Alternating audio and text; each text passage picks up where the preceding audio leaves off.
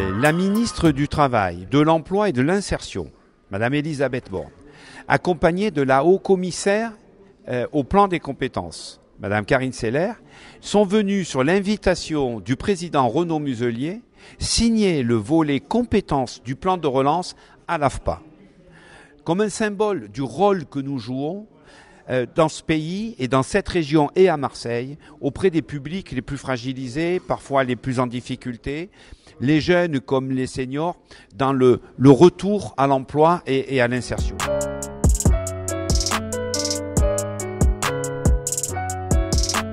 Aujourd'hui, on a mis en perspective les moyens financiers pour qu'il n'y ait pas de strates supplémentaires et que ça aille directement dans les centres de formation auprès ici par exemple des chaudronniers ou des fabricants dans le cadre de la réinsertion du projet VARAP. Et donc on se retrouve avec une efficacité démultipliée, c'est 32 millions supplémentaires qui viennent ici pour la formation de ceux qui sont les moins bien formés en fait. Et dans les créneaux avec l'orientation d'avenir.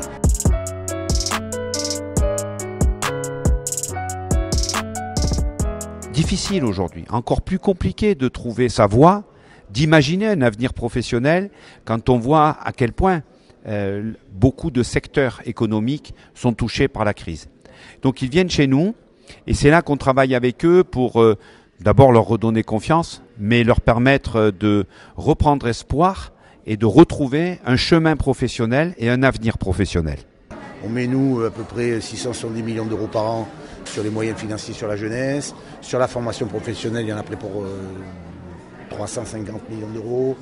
Dans la discussion avec le Premier ministre, il vient en plus 650 millions d'euros. Et donc on se retrouve dans une démarche où ces euros-là, ils doivent être dans le centre de formation, ils doivent être pour le formateur, ils doivent être au service du jeune pour sa réinsertion. Et c'est ce qu'on vient de mettre en place aujourd'hui. Nous transformons notre centre de formation en village de l'AFPA. Qu'est-ce que ça signifie? C'est que nous ouvrons le centre de formation sur l'environnement. Nous y accueillons d'autres structures, des partenaires. C'est une nouvelle ambition que nous avons sur les territoires. C'est faire de l'AFPA, à travers la stratégie village de l'AFPA, un tiers-lieu de la formation, un tiers-lieu de l'inclusion sociale, de l'entrepreneuriat. On va accueillir d'autres partenaires pour que quelqu'un qui vienne dans un parcours de formation à l'AFPA trouve à sa disposition toute une série d'offres et de gammes de services qui renforcent son parcours et qui sécurisent son avenir.